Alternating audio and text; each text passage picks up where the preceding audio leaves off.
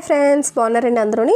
ఈరోజు క్లాస్లో వచ్చేసి మనం హ్యాండ్స్ కటింగ్ చేస్తున్నప్పుడు బ్లౌజ్కి ఏం కొలతలు తీసుకుని మనం కటింగ్ చేయాలి, ఒకవేళ ముక్కలు వస్తాయి కనుక ఎలా చూసుకోవాలి, ఎలా అతికించాలి అన్నది పూర్తి వివరంగా తెలుసుకుందాం.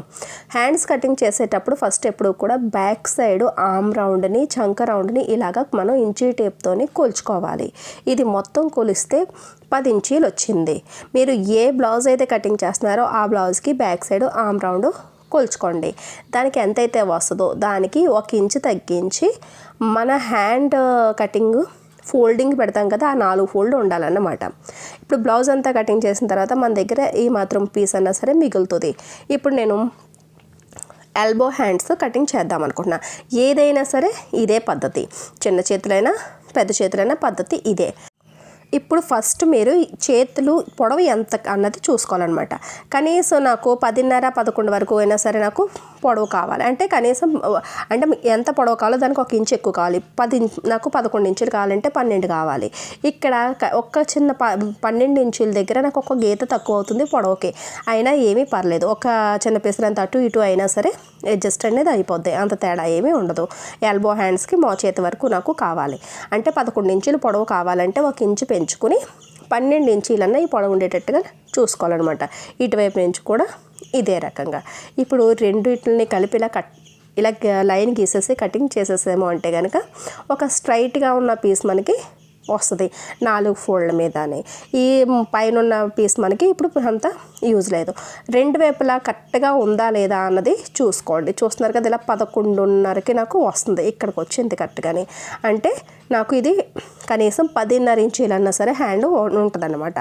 మనకి ఒక 1/4 ఇంచ్ 6 ఇంచ్ తగ్గినా సరే మనం ఎల్బో హ్యాండ్స్ని ఇలాగే అడ్జస్ట్ చేసుకోవాల్సి వస్తుంది. ఇప్పుడు మనం ఇలా ఫోల్డ్ చేసేసిన తర్వాత కటింగ్ చేస్తాం కదండి. ఇప్పుడు ఏంటంటే 4 ఫోల్డ్ల మీద మనకి ఇప్పుడు ఈ క్లాత్ అనేది ఉందన్నమాట. ఇది లైనింగ్ పీస్. ఇది ఇప్పుడు మనం మార్కింగ్ చేద్దాం. ఈ వెడల్పు మనం ఇప్పుడు ఆర్మ్ రౌండ్ని కొలిచాం కదా, ఆర్మ్ రౌండ్ కొలిస్తే మనకి 10 ఇంచీలు వచ్చింది. మీ ఆర్మ్ రౌండ్ కొలిచినప్పుడు ఎంతైతే వచ్చిందో దానికి 1 ఇంచు తగ్గించి చూసుకోవాలి. అంటే 10 వచ్చింది కాబట్టి 9 ఇంచీలు ఉండాలి ఈ వెడల్పు అన్నది. ఈ వెడల్పు అన్నది మనకి చంక రౌండ్ అనేది ఇలా చూసుకోవాలన్నమాట. అంటే నాకు కనీసం ఒక 3/4 ఇంచ్ అన్నా సరే నాకు క్లాత్ తక్కువ అవుతుంది. అంటే 1/2 ఇంచు 3/4 ఇంచు అయితే కనుక ఇప్పుడు ఖర్చులు వేసుకోవాల్సిన అవసరం లేదండి. అయినా సరే మనం ముందు మార్కింగ్ చేసేసుకుందాం. దాని తర్వాత మనం ఎంత తక్కువ అవుతుంది ఏంటి అనేది 4 వైపులా కూడా 2 రకాలుగా మనం అతుకులు వేసుకోవచ్చు. 2 వైపులా వచ్చేటట్టు వేసుకోవచ్చు, 4 వైపులా కూడా వచ్చేటట్టు వేసుకోవచ్చు. ఇప్పుడు పైనుంచి ఫస్ట్ మనం ఎల్బో హ్యాండ్స్ కాబట్టి నేను చిన్న సైజ్ బ్లౌజ్ కాబట్టి 3 ఇంచీల దగ్గరికి నేను కింద దింపు పెట్టాను. అది మీరు బ్లౌజ్ హ్యాండ్ కటింగ్ చేసేటప్పుడు ఇది చూసారు కదా, ఇది మనం బ్లౌజ్ కటింగ్ చేసిన మార్జిన్ ఉంటుంది కదా, ఆ మార్జిన్ని ఇటువైపుకి 2 ఇంచులకి పెట్టుకోవాలి. ఆల్రెడీ 6 ఇంచ్ వరకు మనకి తక్కువ ఉంది కాబట్టి నేను 1.5 ఇంచుకి ఇలా 6 ఇంచ్ పైకి జరిపి అప్పుడు 2 ఇంచులకి ఇక్కడికి మార్కింగ్ పెట్టుకోవాలి. అంటే మనకి ముక్క ఎంత తక్కువ ఉందో అంత కూడా అది కూడా దృష్టిలో పెట్టుకోవాలన్నమాట. దాని తర్వాత పైనుంచి ఒక రౌండ్ కోసమని ఒక 2 ఇంచులకి మార్కింగ్ పెట్టాం. అక్కడి నుంచి ఇక్కడికి ఇలాగా మనం షేప్ తీసేసుకోవాలి. ఎప్పుడు మీరు హ్యాండ్స్కి ఎలాగైతే షేప్ తీస్తున్నారో అలాగే తీసుకోండి. కాకపోతే ఈ క్లాత్ తగ్గిన క్లాత్ను కూడా దృష్టిలో పెట్టుకోవాలన్నమాట. హ్యాండ్ లూజ్ వచ్చేసి 10 ఇంచీలు, నేను 5 ఇంచులకి మార్కింగ్ పెట్టాను. 10లో సగం 5 కదా, దాని తర్వాత 2 ఇంచులు మార్జిన్ కోసం అని చెప్పేసి మనం పెట్టుకున్నాం. అంటే ఇప్పుడు మనకి ఫిట్టింగ్ మార్కింగ్ ఈ 2 ఇంచుల దగ్గర నుంచి ఇక్కడికి ఇలా వస్తుంది అన్నమాట. ఇప్పుడు కింద హ్యాండ్ దగ్గరికి మనకి ఈ మార్జిన్ అన్నది సరిపోయింది. చంక దగ్గర మాత్రం ఒక 1/2 ఇంచ్ వరకు 1/2 ఇంచు 3/4 ఇంచు వరకు ఇంచుమించులో మనకి క్లాత్ అనేది తక్కువ ఉందన్నమాట. ఇది చూస్తున్నారు కదా, ఇలా వస్తుంది. అక్కడి నుంచి ఇలా చూసుకుని ఎంతైతే తక్కువ ఉందో చూసుకుని అక్కడి నుంచి ఇలా క్రాస్గా పెడితే మనకి ఈ ముక్క కింద సరిపోయింది, పైన మాత్రమే మనకి ముక్కలు తక్కువైనాయి అనమాట. ఇలా మనం 4 వైపులా కూడా చేతికి అతికించుకుంటే అది ఖర్చుల్లోకి వెళ్ళిపోయి అసలు ఎక్కడ అతుకున్నట్టు కనిపించదు అనమాట, కొద్దిగా పని ఎక్కువైనా సరే. ఇప్పుడు మనం షేప్ ఎలా అయితే తీసుకున్నామో అలా మనం కటింగ్ చేసేసుకోవడమే.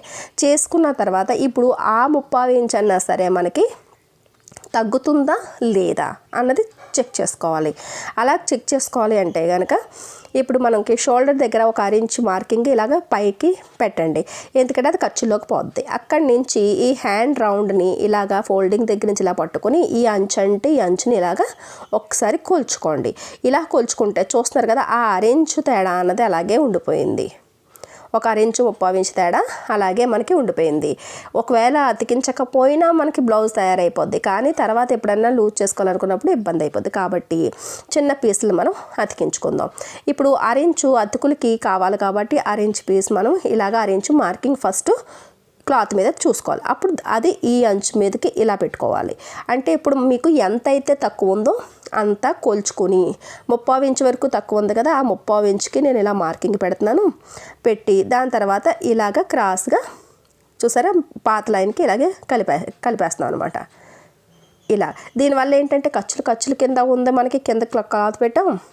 ఇప్పుడు మనకి ఎంత ముక్క కావాలో అంతా కూడా మనం మార్కింగ్ గీసుకున్నాం అనమాట.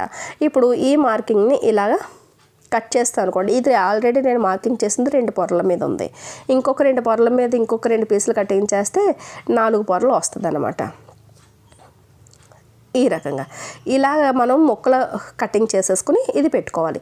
ఇది మనం జాయింట్ చేసాము అంటే కనుక మనకి ఎంత అయితే తక్కువ వస్తుందో అంతా కరెక్ట్గా మనకి సరిపోద్ది. ఒక 1/4 ఇంచు ఎక్కువే ఉంటుంది కానీ తక్కువ అయితే ఉండదన్నమాట. చూస్తున్నారు కదా, ఇలా అతికించామంటే కనుక మనకు అనుకున్న లెంత్ మనకి వచ్చేస్తుంది. ఇప్పుడు ఒరిజినల్ మన బ్లౌజ్ పీస్ దగ్గరికి వచ్చేటప్పటికి ఇది ఇలా ఉంది కదా, ఇలా 4 మడతలు ఇలా వేయాలి. ఇలా వేసినప్పుడు ఇది కూడా మనకి బ్లౌజ్ పీస్ వెడల్పు చిన్నగా ఉన్నప్పుడు మనకి ఇది కూడా మనకి ముక్కలు అతుకులు వస్తాయి. అప్పుడు కూడా మనం ఏం చేయాలంటే కింద ప్లెయిన్గా ఉంది కాబట్టి అడ్జస్ట్మెంట్ చేసుకుని మన హ్యాండ్ ఆల్రెడీ కటింగ్ చేసేసుకున్నాం కాబట్టి ఫోల్డింగ్ వైపే ఉండేటట్టు చూసుకుంటూ ఇలా మీకు డిజైన్కి అనుగుణంగా ఏ డిజైన్ లేకపోతే కింద నుంచి ప్లెయిన్గా ఇలా పెట్టుకోవచ్చు. లేదనుకుంటే కనుక డిజైన్కి తగ్గట్టుగా ఇలా నేను అడ్జస్ట్ చేస్తాను. అంటే పైనుంచి కింద వరకు కూడా డిజైన్ వచ్చేటట్టుగా. ఇప్పుడు ఈ రకంగా మనం కటింగ్ చేసినప్పుడు ఇక్కడ కూడా మామూలుగా లైనింగ్ పీసే మనకు 3/4 ఇంచు తక్కువ వచ్చింది. దానికి ఇంకా 1/4 ఇంచు మనకి ఇది తక్కువగానే ఒరిజినల్ పీస్ అనేది కూడా వచ్చిందనమాట. ఇది 4 ఫోల్డ్లో ఉన్నప్పుడు ఇటువైపు 2 ఏమో క్లోజ్ అయి ఉంటాయి, 2 ఏమో ఓపెన్ ఉంటాయి కదా, అది ఒకటి ఇలా మనం ఓపెన్ చేసేస్తున్నాం. ఇప్పుడు ఇటువైపు 4 ఓపెన్లు, ఇటువైపు 4 ఫోల్డింగ్ అనమాట. ఇప్పుడు మనకి ఏదైనా సరే ఇక్కడ ప్లేన్ అయితే కనుక చంకల దగ్గర గుచ్చుకోకుండా ఉంటుందని ఇలా ప్లెయిన్గా డిజైన్ లేని దగ్గర నేను సెలెక్ట్ చేసుకుని ఇలా వెడల్పుగా అంచనా కానీ 4 మడతల మీద కనీసం ఒక 2 ఇంచీల వరకు కూడా నేను ఇలాగ కటింగ్ చేసేసాను.